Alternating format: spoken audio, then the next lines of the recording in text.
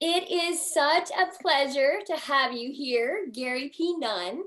It was wonderful recently seeing you at a concert. So tell us, because my listeners, they want to know who you are, where you live, where you're from. Well, I was born in Oklahoma. He was born in Oklahoma, but raised out in West Texas, a little town called Brownfield, Texas. And that was the happiest day of my life when we moved to Texas. And grew up out there, went to school, played a lot of ball. And when I graduated from high school, I went to Texas Tech, and I went to South Plains College in Levelland for a while before I transferred down here to Austin to go to the University of Texas. Right now we live out in Burnett County, between Lago Vista and Marble Falls, and built a nice home out here, and been here, gosh, almost 20 years. Yeah, seems like only yesterday, but time does fly. It's incredible. It's incredible. So how did you make the transition into country music?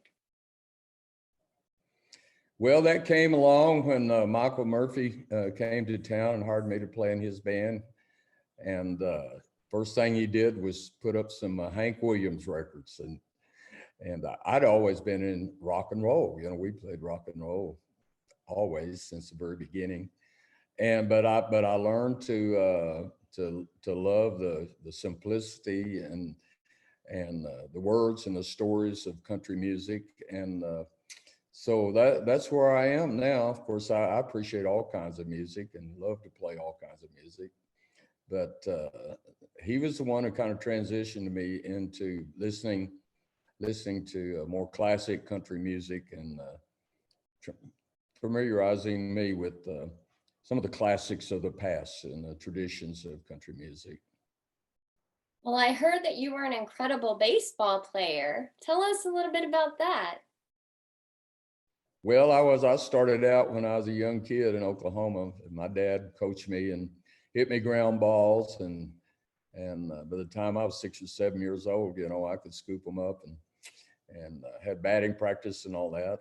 So I played, after we moved to Texas, I got to play Little League ball. Before then, I had never played the organized ball. So I did well and made the all-star team and played all during high school baseball. We went to the state finals when I was a senior in high school, and fortunate enough to had the highest batting average in the state of any of the players that were there. I was fortunate. It all came together for me there that senior year. So how was the transition then from, I mean, what was pulling? I mean, obviously music was pulling on your heartstrings. I mean, but you were doing so well in baseball. Well, I did baseball, and I played all sports, you know, all four sports. I was pretty good in basketball too. And then when we moved to Brownfield, took up football, ran track, and played summer baseball. And so it was, of course, you know, my folks are school teachers, and so it was, I had to make good grades too. So, you know, that was, if I didn't make straight A's, something was wrong in our house, you know, and I was getting put pressure on. What's the matter with you, boy? You know? So anyway, I made good grades in school, and it seemed like most things came easy for me. So I was able to excel, you know, with a guy of my talent and size and athletic ability and everything. I was able to participate and enjoyed it very, very much, and had great coaches, great teachers in high school, and Brownfield, Texas was a great place to grow up. So then let's talk more about your transition. Now this transition into music. So you started playing in Austin. Well, actually, I started playing in junior high school. I played the first gig in the 8th grade, and we put together a little band. We knew one song, and we played it, and all the girls went wild, and I thought, this is where I have to be. So we put together a band. We played, you know, for teen dances all during high school, and then when I went to college. I always just used it to, support myself. I've been supporting myself, since that time. You always had a little money in my pockets and always had summer jobs and everything. So that was, my way to pay my way and pay my way through college and all that. So tell us about the Los Gonzo Band. Well, the Los Gonzo Band, it was an incredible group of people: Bob Livingston, John Inman, Kelly Dunn, Donnie Dolan, Michael McGeary. It had a few ins and outs. It changed slightly from time to time, but we were the band that Michael Murphy put together when he moved to town in 1972. And he had made that record called Geronimo's Cadillac. So he hired me to play bass and piano, and we made his first record. And Jerry Jeff Walker came to town. He asked us to make his first record, and it was that he had a hit record called "L.A. Freeway," a great Guy Clark song. And so for there a couple of years, we bounced back and forth. Just we'd play with Michael, we'd play with Jerry Jeff. Sometimes we'd back them both up on the same night. So it seemed like Jerry Jeff had a knack for booking all the gigs that Michael Murphy had booked. So he would hire us to play for him too. So eventually we moved over and went full time with Jerry Jeff there from 1973 through 1976. And we played on all those great records, and we were lucky. We were just kind of fresh and flying from the seat of our pants and doing what we knew, and it came out. And those guys did very, very well, and we're proud of the work that we did with the Los Gonzo Band. Speaking of the Los Gonzo Band, we've recently done some reunions gigs. We sold out a show at Green Hall, and we sold out a show at Paramount Theater recently. And on July the 30th, we're going to get together again in Luckenbach for a big show. Ooh, I'm making that show. That's going to be incredible. Yeah. I will be there. and those shows have just turned out great. The audience, seems to, they really are respond to going back to that era, because we play a lot of the songs that we recorded with the Los Gonzo Band, and then a lot of the more the classic tunes that Michael Murphy and Jerry Jeff recorded. And so people, there seems to be a feeling of nostalgia especially from our age group, and then people a lot younger too, who appreciate the work that we did and give us credit for the contributions we made to those guys' careers. I love your stage presence. So the first time I saw you was at Steamboat at a music festival, and had front row seats, and I thought, oh my gosh, I want that stage presence that you have. You're constantly smiling, it's just good vibes and fun. And then I recently was at your show in San Antonio here at the Hemisphere.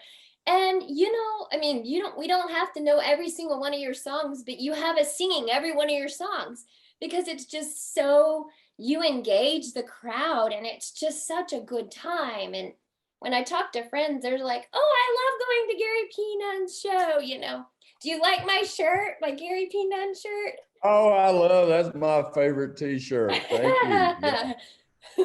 Well, it's mine, always has been my opinion and belief that people come to see a show to be entertained. They come to feel good, and to be able to engage them and get them to sing along. Of course, that's particularly gratifying, because they know the songs and they love the songs, and they just sing right along with you. That's one of the most gratifying aspects of my career right now, that so many people, demonstrate that they really know and love the music that I've done. What's your favorite song performing? Like, what do you feel is like the strongest song that people really just get into? What's your favorite? Well, my favorite, of course, London Homesick Blues has always been a favorite.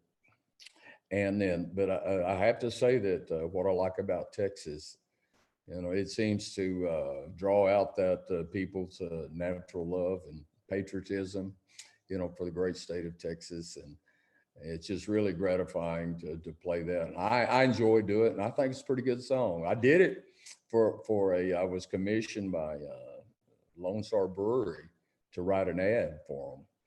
And so I wrote the song, and I wrote 3 verses, and they'd use 1 verse for a series of ads. And when I knew I had something, I got a call from a radio station that said, "Hey, we're getting requests for the ads." so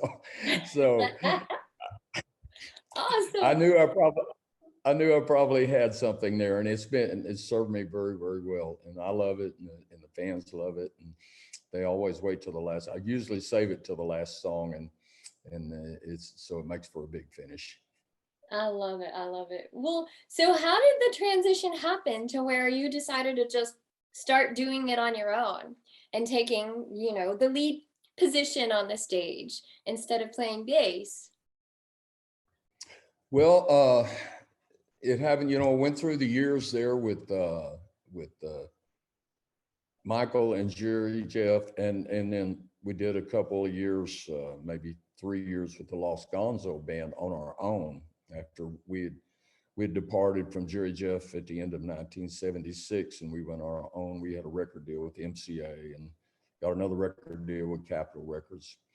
But that didn't, it seemed like the combination of Jerry Jeff and the Gonzo Band really worked, but it was different. Jerry Jeff was the focal point of it, and left to our own devices, we wrote, it wasn't in the same vein or genre. It was different. We had come out of the Beatles era, and we were really, really moved and by, their eclectic songwriting and their vocal harmonies and everything.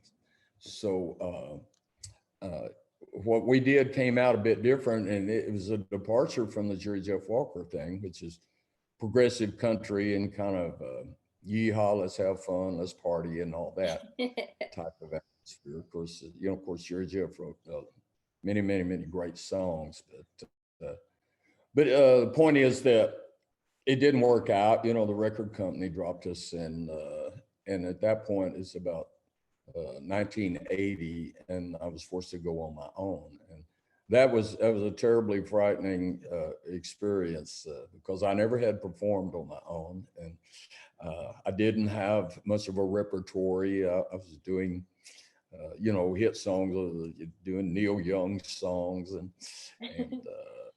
and songs from that era that I was still familiar with. Of course, they were really big. Crosby, Stills and Nash, and those kind of bands were really big back in those days. And so, I took the road to follow more or less in the genre that Jerry Jeff had followed, which was focusing on Texas music, because I'd observed it, or Texas spirited music. And so I'd observed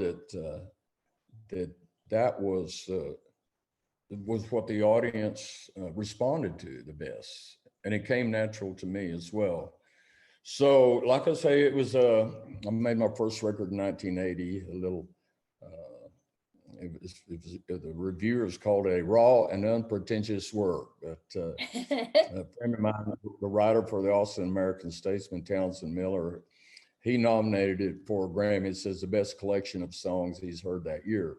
So that gave me a lot of confidence. And so from that time on, it just started, and it's been a series of course, band members come and go, their lives change and things happen to them. And it's been one of my greatest frustrations has been the fact that I hadn't been able to keep a band together long enough to get some traction and get moving. So recently, in the last 4 or 5 years, I've had a great group of men backing me up, and they seem to love the music, and they love to go out and play, and seem to like what I do, and seem to like me, you know. So it's been a complete turnaround as far as my I could say my confidence level, you know, to Yeah. have, you know, to have a group of people that really supports you rather than a group of people that really, they just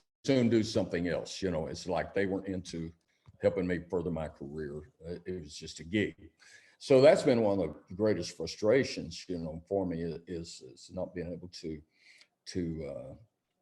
to get a good steady band of loyal players that stick with you and cooperate with you, you know, in all aspects. You know, it means going up and down the road, in the hotel rooms, sound checks, as well as the shows, you know, because if a band makes it obvious that they're not into it, then the audience, you know, they don't say, you know, they say, what's wrong with Gary P. Nunn, you know, because Exactly. It's the all whole, on you. thing, yeah. So the whole thing is, you know, the guys in the band have to project an image like they're there too, and you know, they want to be there and they enjoy being there, and that just changes the whole attitude of the audience, because they get drawn into it. Otherwise, you know, they're going, well, something's not right here. You know, Yeah. whether they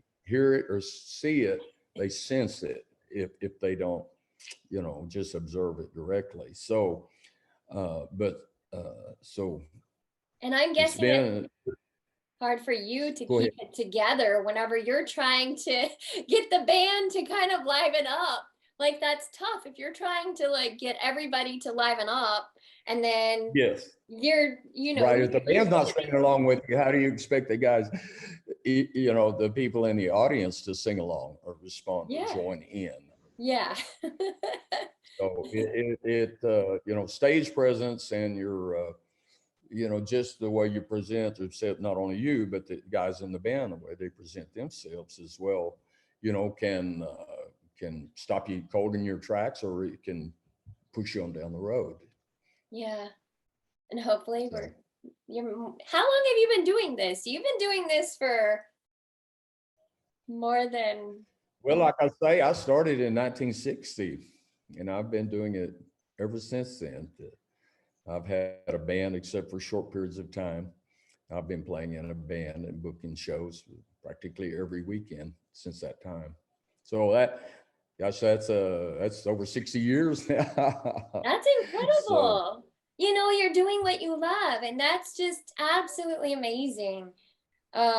You know, I wanted to just mention some of these things. So your signature Texas country song, London Homesick Blues, was a theme for the PBS concert TV show on Austin City Limits for almost 30 years.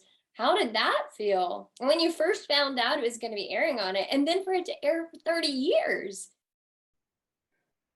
right. Well, that was a pleasure, you know, and an honor and a thrill to have that song on there for so many years. It really was, and it helped my career a great deal. And you've been inducted into the Texas Hall of Fame. Congratulations. You've been added to the West Texas Walk of Fame in Lubbock.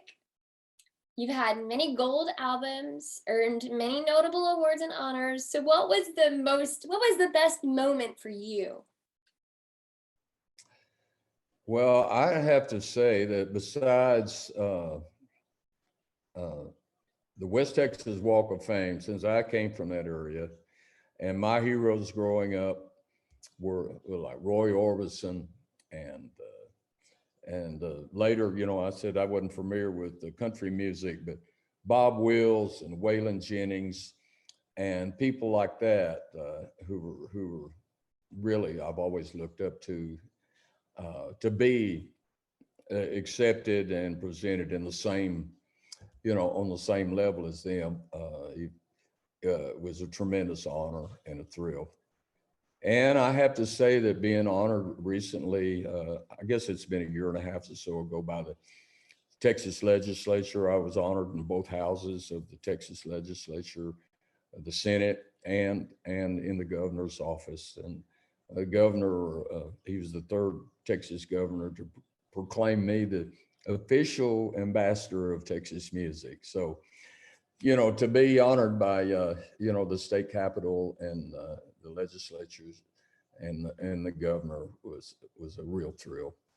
Congratulations. That's incredible. It's incredible. Do you, I think maybe sometimes we may all do this, get caught up in, what's going on right now, but do you ever sit back and think about everything that you've accomplished and done?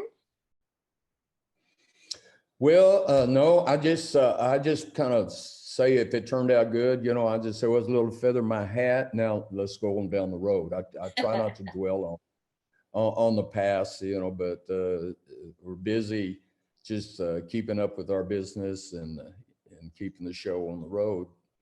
That no, I don't really dwell on it, but I look back on it and I am proud of some of the recognitions and honors that I've received and things that we've accomplished, particularly, back in those seminal days of the early 70s, which seemed to be such a creative time period. And really, we were there for the foundation of what we know as the Texas country music, now red dirt, or whatever you want to call it, what they call it these days. Right. We were, when we started out, if you didn't have a major record deal, nobody would let you in a radio station. If you made a little record on the side, go in and try to get them to play it. No, we only play stuff that comes from major record labels. And so we actually blazed the trail, for the young ones that have come along and kind of followed our example and play the same kind of music, basically. And in this Texas music industry that we know is grown by leaps and bounds, and it gets bigger every day. So I was proud to be a part of that, because we made some of those records that kind of blazed the trail for the whole format and the whole genre of what we know as Texas music. Yes, yes, you have. I mean, it's incredible. It's incredible how Texas has its own music scene, There's Nashville, people say, and Texas, and there's so many artists that make a living, touring Texas and outer states, but I guess it's still kind of called, Texas country. But But I was going to ask you. Well, a lot of young fellas, go ahead. No, you go ahead. Sorry. A lot of the young fellas.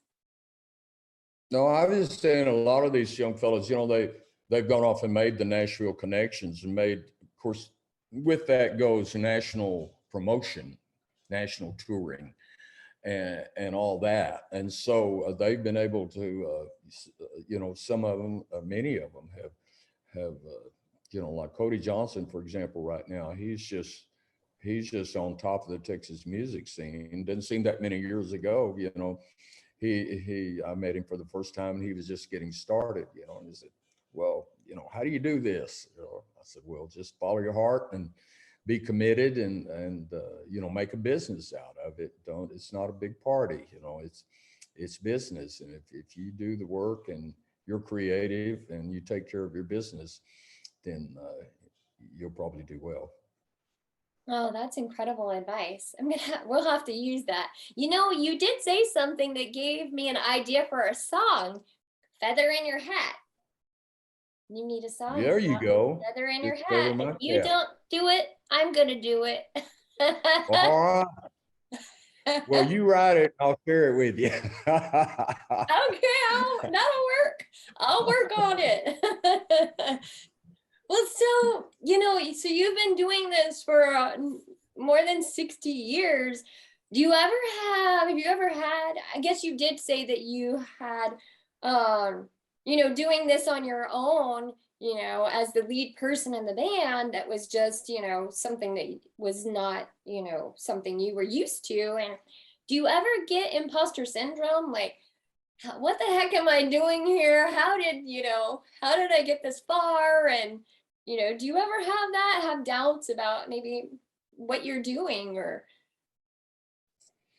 Well, it's been a long time. There was a time, and it's been many, many years ago when, at one point, I was going to college. I was studying pharmacy at the University of Texas, and I'd been counseled. I made straight A's in school. So, when you make good grades in sciences and stuff, they try to direct you into scientific careers. So, my counselors tried to get me to be a doctor, but I have a weak heart, can't stand the sight of blood, can't stand to see people suffering. So, so I said, well, how about pharmacy? I just picked it off the top of my head just to have something to do. I don't guess I ever really intended to ever be a pharmacist, but it was what I did. And there came a point where I had to realize and admit to myself that, you're wasting your time because this is not what you want to do. Yeah. And even though I did well in school, my heart wasn't in it, and the times were changing, and music kept calling me, and I just had to make a decision to drop out and go. So those were difficult and emotional times. I wrote a book and I wrote all about it. Now the way I'll put that up is that here it is, Gary P Nunn, Home with the Armadillo. Yes. That I tell the story of my life and all the way through it, from the early days when we were growing up in Oklahoma and working on a farm for my uncles in the summertime and playing ball and going to school and all that. So just came a time where I had to admit to myself, damn the torpedoes, whatever life brings me, that I can't do this anymore. I can't pretend, and I wasn't interested in the studies, even though I did well. And so, like some of the courses that I did very much, like one microbiology course that I took, it was extremely fascinating study. And as a matter of fact, this COVID thing that's come up was, I remember so much of what we learned in that microbiology class that applied to, I sort of had a working knowledge of what was going on, with the viruses and how they affect human body and their virulency, I guess you would say. Is that a word, virulency? Well, it is now. So I enjoyed it to some extent, but my heart wasn't in it. I couldn't wait to get out of that chemistry lab and get down to the Jade Room where I had a gig or all my friends were hanging out and playing music. Yeah, I understand what you mean. So where do you get your motivation and inspiration when it comes to songwriting? Well, usually, something will trigger, just a thought, and I'll sit down and start writing. And sometimes it's just prose like, and sometimes it just naturally evolves into, the rhymes just come. So I'm trying to make some comment about what's going on in the world or what's going on in my life in particular. Relationships with people, sometimes will trigger a song motivation. So I'll sit down. I'm not a what you would call a devoted songwriter because it just comes to me from time to time. And when I have the time, usually I'll have an instrument in my hand. I'll sit and look at some words and I'll just sing what's there. And what I sing is what it is, what comes out. Usually the first time is the way it remains forever. And I've had several songs that they all came out just at once, a stream of consciousness from start to finish, and they just float off the tongue, float off the mind. Because when you have that, when you're in the zone, you have that stream of consciousness, it flows, and if you can get it down before you're distracted by something to get your attention diverted from what you're thinking about, you can usually come up with a pretty good tune, and the best lines come that way. Well, tell us about the process when it came to London Homesick Blues, where you were at. I was in London. I was over there. Michael Murphy had gotten a deal for his second record, one called Cosmic Cowboy Souvenirs. And Bob Johnston, pardon me, was a big time. I mean, he had produced Simon and Garfunkel and Johnny Cash and a lot of big acts, a lot of acts coming out of England as well. So they got him a deal with EMI Records, and they needed him over there to do some promotions and some press. And so he invited me to go with him. And so I went over there with him, and he put me up in this flat with his brother-in-law. It's a nice area, a nice flat, very fashionable area. And they were very upper class English professional sort of guys. Four of them lived there. But they go to work every day, and he'd go off in the morning and come back on in the evening. So it was in March of 1973, I guess.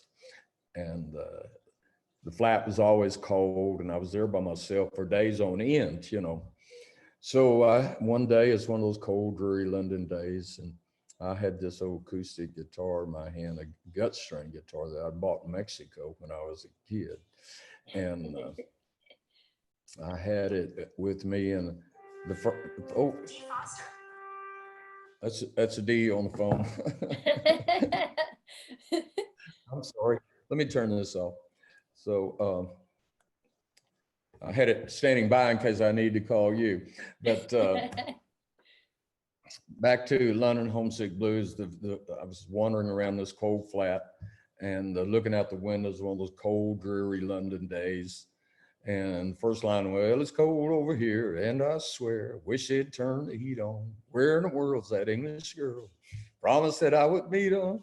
So that was the first verse, and then I ended up just there that whole day, just writing. But it just came to me, and what I was trying to do was mix British phrases with Texas phrases, like.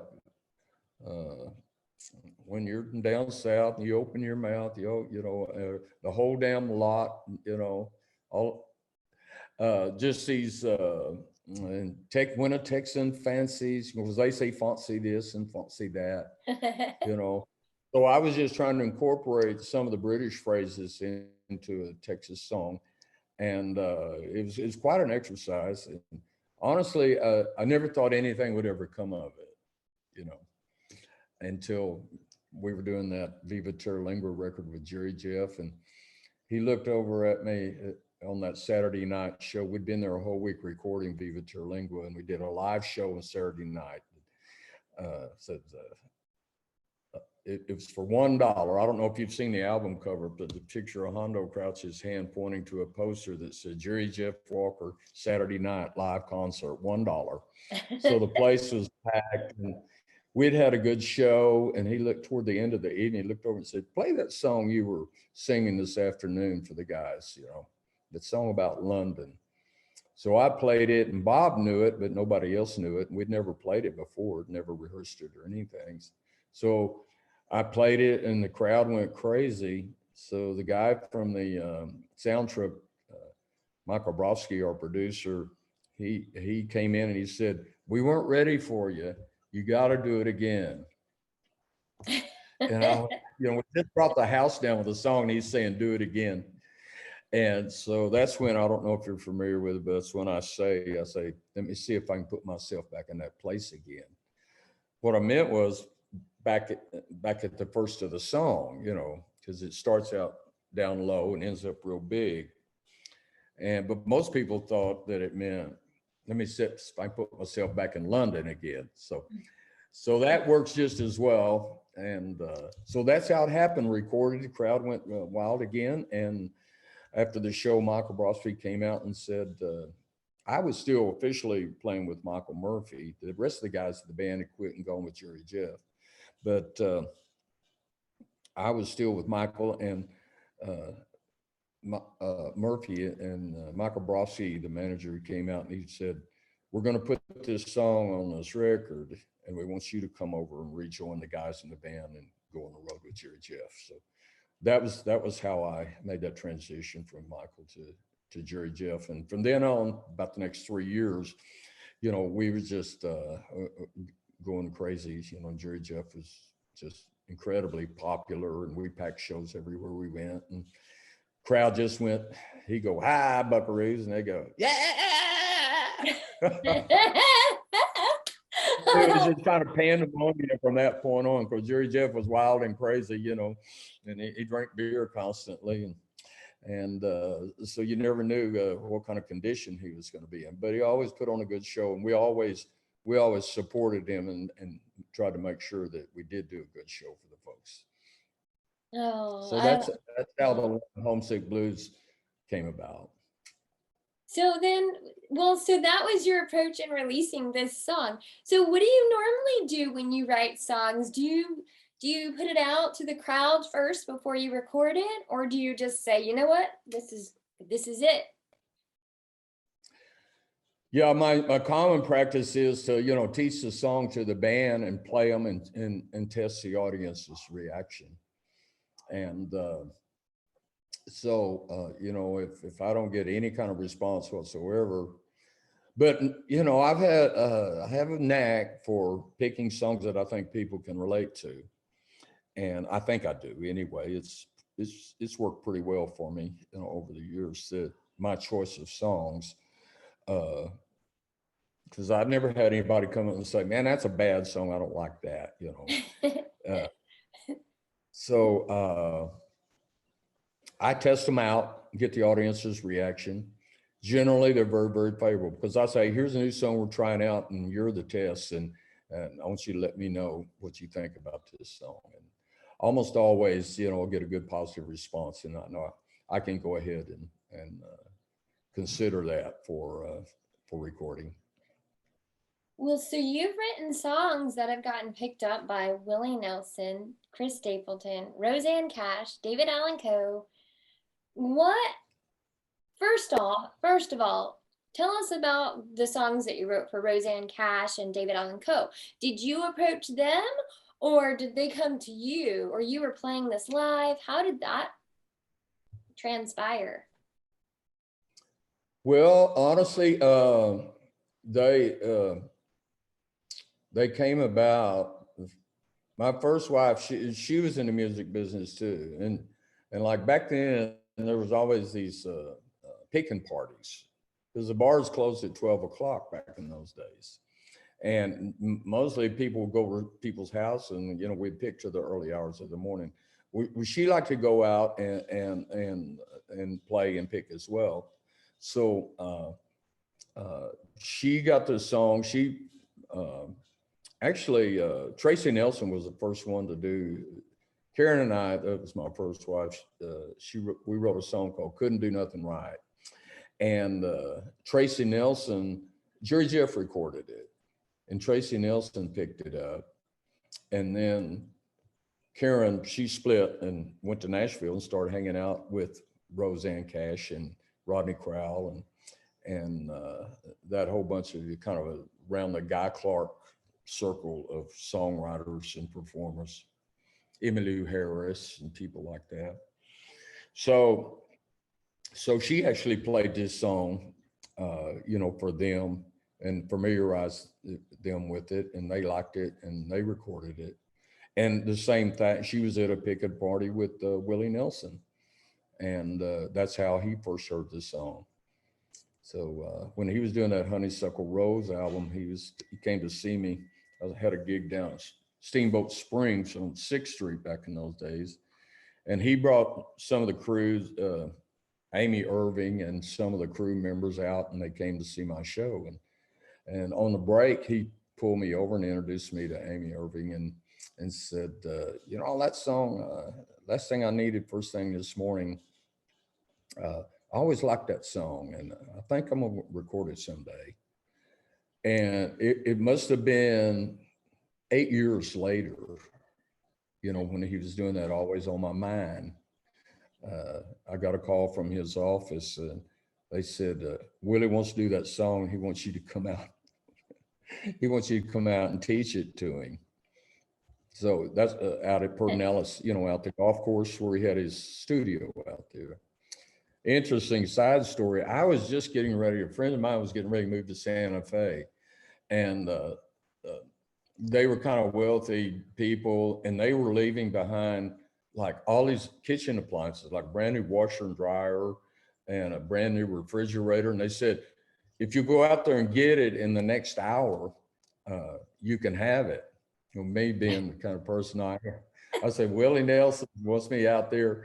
And actually, I went and loaded up the washer and dryer and refrigerator in the back of my truck before I went to the studio.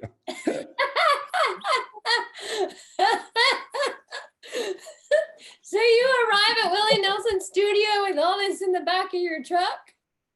Yeah. So, that's kind of how I am. I didn't have a chance every day. Of course, I was poor as church mouse back then. Didn't have any housekeeping appliances or anything like that. And I thought, well, this is a windfall for me. I can't afford to let this go. So, but anyway, I went out to the studio, and ran the song down for the guys in the band, the recording guys. And Willie went in, did one take. He came back in, listened to it, and said, I think the vocal's pretty good. That was it, one take, and it was done. So that changed my life right there, because Willie Nelson was huge, and he just sold millions and millions and millions of records. And that record and that song, that record was it was like on the top 100 for like 3 years or something like that. That record was. And he released his single, went to number 2. And I always thought, it was like, I wish he'd gone to number 1. But what was number 1 was Michael Murphy's Wildfire at the time in the Billboard charts. So number 2 is incredible. People remember that song. I mean, and then you had another artist pick it up. What, about 3 or 4 years ago? Well, it's about 3 years. I think it was back in 2018. We first got kind of wind of it because Chris Stapleton, who you're referring to, I'm sure. Yes. He did a thing, and I guess it was Rolling Stone magazine. And somebody had asked him, said, what are your 5 favorite all-time songs that you'd wish you'd written? And he listed that as amongst his top 5.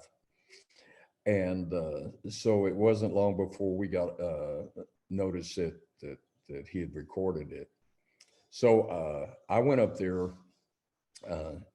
to be for the release party, the big press release that they had. And I got to visit with him, everything. And he's very, very nice, humble sort of person. And he said, I always thought Willie Nelson wrote that song.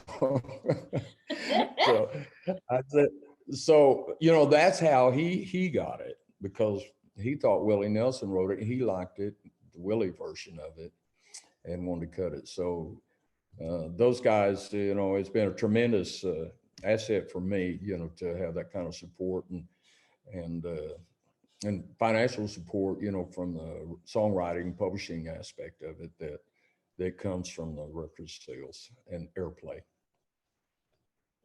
That's incredible. I mean, to have 2 big artists, well, actually, not just 2. You've had numerous artists pick up your songs. That's just incredible. Incredible.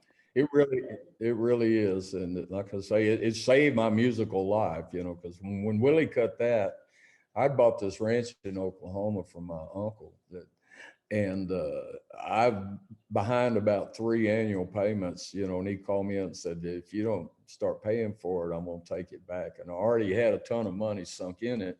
So it was it was like a godsend, I got the money just before my uncle was getting ready to. So I got caught up on my payments and ended up paying it off as a result of the income that Willie generated from that song.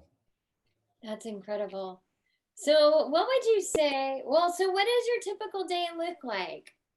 You said your writing just comes kind of like whenever inspiration just strikes, or so what does you? Well, we started just regular folks around here, taking care of all the, my wife and I, mostly my wife does 99% of the things around the house here. And she takes care of, helps me with the business as well.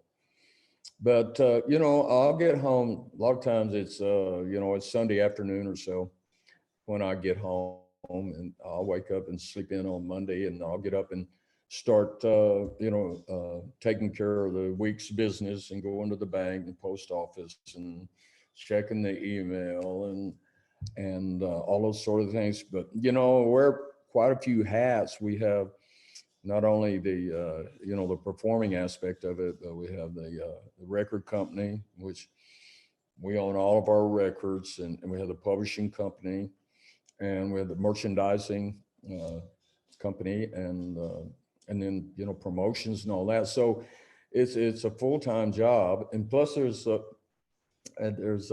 lot of chores around the house too. Living on a ranch. Taking care. Well, we're out here in Marble Falls area now, so we don't have such a big spot of ground to look after, or cows or horses like we did up in Oklahoma. Gotcha.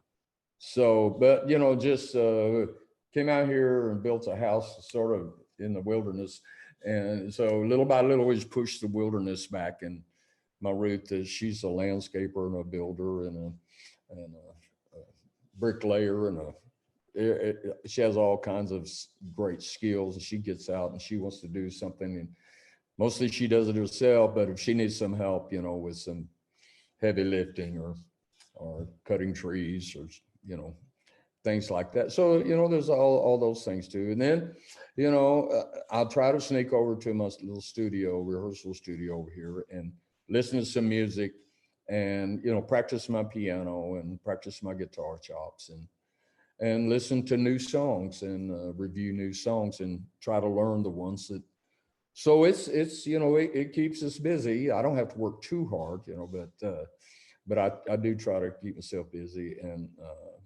be productive, creative during the day. Well, kudos to your amazing wife, because it's tough to do everything and try to keep everything rolling and moving forward. And so kudos to her for supporting you in the music business, because it's a very tough business. I mean, and for her to support your dream, it's both of your dreams, it's become both of your dreams. So kudos to her. She's amazing. Actually, the publishing company takes up a good deal of work because, I take care of all that myself. And, there's things that arise every day. You open up your BMI account and you realize that something is wrong in there, or some of these people, like, are you familiar with Music Reports and Sound Exchange and yes, all these different organizations that, they pay for digital use of material? Well, there's always something coming in that requires a good deal. Like one deal was I have about 150 songs in my catalog. oh, wow. And they wanted a sheet that had, what ISWC numbers and RSC numbers are. They're identifying codes that identify the tunes. Yes. And then they want to know who the writer was and the publisher was and the address of the publishers and the contact for the publishers, and the record label it came out on. And so you got 140 songs, you got about 15 different lines to fill in. It took me about 2 weeks to do that. So every once in a while I'll get dumped on like that. It's I need an intern. An intern could do this work, but they couldn't really, because I'm the only one who's familiar with all this material. Yeah. And I know where that information is or where to go to get it. So it's just, there's a lot of things like that are very, very time consuming, but they're necessary or you're going to lose out and you're not hooked up and plugged in order to, if you do earn some money out there, that it'll come your way. Yeah. Yes, definitely. It is. There's so many little things behind the scenes that people don't see. It is. I love what you said. You've got to treat this like a business. You do. Right. And that's why you're successful. And that's why you've done it for more than 60 years. That's incredible. So, well, what have Well, I you feel learned? pretty good, and I'm enjoying playing more than ever. These last few years have been the highlight of my performing career because my audience just continued to grow. Dee Foster came on, as my manager and promoter, Yes. uh, and he's done a lot to just raise my profile, like Facebook and all that. And so, and it's, we started out about 3,000 likes in Facebook, and now we're like at 100,000. That's amazing. So, you have 100,000 people keeping up with you. That's a big difference. So the people respond to that, and they come out and see your shows because they get the notice on Facebook or whatever that you're going to be performing in the area, and they come out. We've been selling out shows almost consistently, for several years now. You're blessed to have him too. He's incredible. I fortunately got to interview him too. And just, he just speaks so highly of you. And, he's an incredible person too. So you're He blessed. is, and he's done an awesome amount, for me to promote me and basically, and manage me and represent me and raise my profile. And it's working. Our audiences have grown exponentially. Yeah. It's you too, because your presence, your stage presence, it was just, I know we had so much fun. My friends, they were new to your music and they were like, oh my gosh, we loved him. We loved him so much. And just, they weren't familiar with a lot of your songs, but you make it to where you can just sing along. And I don't know, the interaction, it's fun. And then when you start interacting with the crowd starts interacting with each other, and it's just Right. one big party. It is. Well, if we can all come together, and focus on the same thing, be listening to the same song, singing the same song, that's when things come together and everybody's of a like mind. That's when the magic. That's my definition of magic, and well, I call it enchantment because actually, if we're all focusing on the same thing, we kind of blocked out the rest of the world. Yeah. And it's my opinion that when you reach that point, that good hormones start being secreted in your body, and then when it's over with, you just feel good, Yeah. And so that's from my pharmaceutical chemistry days. But it's a theory I have, and I believe it's not tested, but I believe there might be something to it. I do too. So what have you learned along your journey, and what if listeners want to follow your path in music? What is your advice? Well, like I said earlier, it's you're choosing a life career, and it's a business, and of course, there's always a party going on. There's always that temptation to spend more time with the party than you do taking care of business. And some people kind of lose control. Maybe they have bad representation, somebody not keep them on track. Maybe somebody over here they're not watching their money, they're not watching their expenses. And so that would be I would say learn how to get a good accountant, and learn how to keep good records. It's time consuming, and it's probably some people find it, totally boring and not worth their time being spent. But if you Yeah. don't look after it, somebody else will. And, Yeah. and especially if they're involved in your business. And so, just get up every morning and set goals, and uh, don't try to make the goals huge, you know, like I'm going to accomplish that big thing all at once, because all goals are little baby steps, one little thing at a time that lead up to the accomplishment of that goals. You know, to make a list, what I have to do to get to that, you know, and just having the idea of figure out where you want to go and figure out a way to get there. If you don't know where you're going, you're never going to get there, you know, or you'll just be led astray or led off down a path somewhere, and you wake up one morning and go, what in the world happened to me, you know? So it's business, and you have to treat it that way. And the people who are successful are the ones who take care of their business. Beautiful. Beautiful. So what do you want listeners to know about you and what's to come? Tell us, is there a new song, a new sneak peek? Yes, I'm working on a record right now, you know, with Tommy Dedamore down his studio. I do most of my recording down at his place. He's a very talented producer and engineer, and one of the best steel players, you know, in the country as well. So you have access to him to do the steel work. And he's very easy to work with. You know, we go in and cut basic tracks with the band, and then I can go down there and work with him hours on end, just us doing little things, tweaking it up. And so I'm working on a record. I'm not in any great hurry to do it. I've put together a collection of tunes that there's songs that I've always thought were great, that I always wanted to do, always wanted to bring into my repertoire. And so, but I'm not just desperate to, you know, I got to have a record out right now. We're just taking our time and working it into our schedule, because Tommy's very busy, and so it's hard to book his time, you know, because he's working every day with somebody.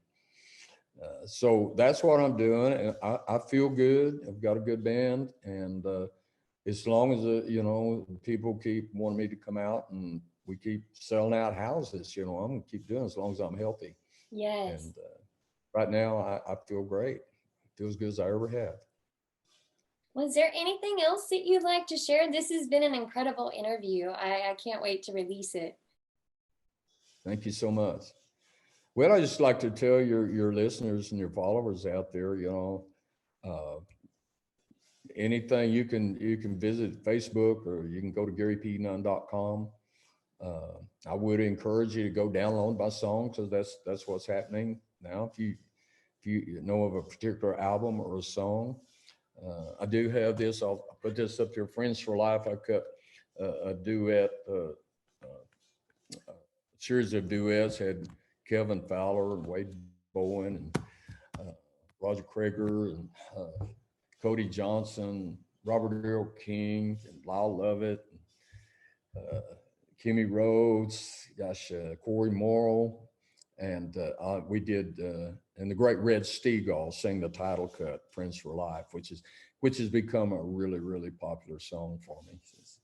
So we did that. You know, all of our recordings are available up there on iTunes, or you can go to GaryPNunn.com, and you can order them right there online, and do the credit card, PayPal thing, and we handle that business out of our office too as well. So when the orders come in, Ruth takes care of them and gets them in the mail, and we can have them in your hand in a matter of days. And just keep up with us, you know. If you like us, you know, check in and like us on Facebook and follow us, and we're just going to keep doing, you know, we're going to keep promoting Texas and Texas music and Texas artists.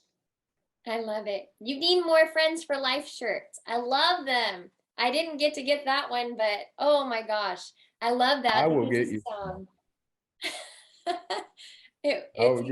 Is the one with the cowboy moon on it, or the one just says Friends for Life? You know, I've got two of them. The cowboy, I think it was the cowboy moon, but I love that song. It's just beautiful. I heard that for the first time at your concert recently, but I'm coming to see y'all as a Los Gonzo Band, so I'm super excited. I'm going to get my tickets shortly. I actually play on the 31st on Sunday in the afternoon. Oh, okay. All right. Well, Lukenbach's is a great place. Yeah. And I've always loved it since the first time I went out there in '73 with Jerry Jeff. You know, it's been one of those special, magical places that I always love to go, and particularly love to play there. Yeah. Well, thank you again so much for taking your time to do this, because I know you're in the studio, you've got a million things to do, and just it has been such a blessing getting to know you, and looking forward to seeing you again soon. Well, thank you so much, and good luck to you in your career and success with your podcast. And it's been a pleasure getting to know you, and I look forward to seeing you again soon. Thank you.